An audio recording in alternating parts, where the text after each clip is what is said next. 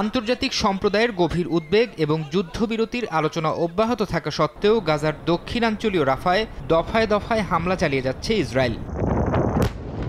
বিমান ও ট্যাঙ্ক থেকে ছোড়া গোলার আঘাতে গেল ২৪ ঘণ্টায় প্রাণ হারিয়েছেন রাফা সীমান্তে আশ্রয় নেয়া শতাধিক নিরীহ ফিলিস্তিনি। হামলার ভয়াবহতায় টিকতে না পেরে আশ্রয় কেন্দ্র ছেড়ে পালাচ্ছেন লাখ লাখ ফিলিস্তিনি। ইসরায়েলি হামলার কারণে বন্ধের পথে রাফার সবচেয়ে বড় আল নাজ্জার হাসপাতাল। অবরুদ্ধ উপত্যকায় ইসরায়েলি বর্বর হামলার আরও প্রমাণ পাওয়া গেছে।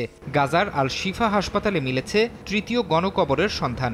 এই গণকবর থেকে বহু মরদেহ উদ্ধার করা হয়েছে।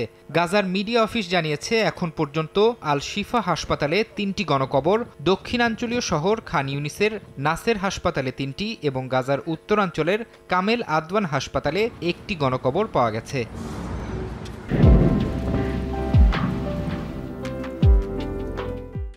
গাজায় যুদ্ধবিরতি প্রতিষ্ঠা নিয়ে সমঝোতা ইস্যুতে ইসরায়েলকে আর ছাড় দিতে রাজি না থাকার কথা জানিয়েছে ফিলিস্তিনের স্বাধীনতাকামী সংগঠন হামাস।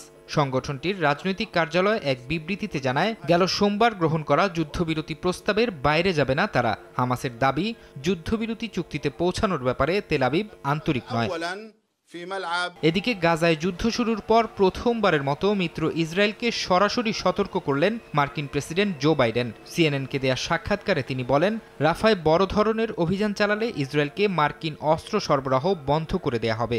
গাজায় বেসামরিক মানুষ হত্যায় নেতানিয়াহু বাহিনী যুক্তরাষ্ট্রের দেয়া অস্ত্র ব্যবহার করছে বলেও স্বীকার করেন বাইডেন। অন্যদিকে গাজার পাশাপাশি লেবাননেও হামলা চালিয়ে যাচ্ছে ইসরায়েল। লেবাননের দক্ষিণাঞ্চলে চালানো হামলায় সশস্ত্র গোষ্ঠী হিজবুল্লাহর সদস্যসহ বেশ কয়েকজন নিহত হয়েছেন। পরে হিজবুল্লাহর পাল্টা হামলায় ইসরায়েলের উত্তরাঞ্চলে নেতানিয়াহু বাহিনীর সদস্য নিহতের কথা জানিয়েছে তেল আবিব। ফরহাদ চৌধুরী, সময় সংবাদ।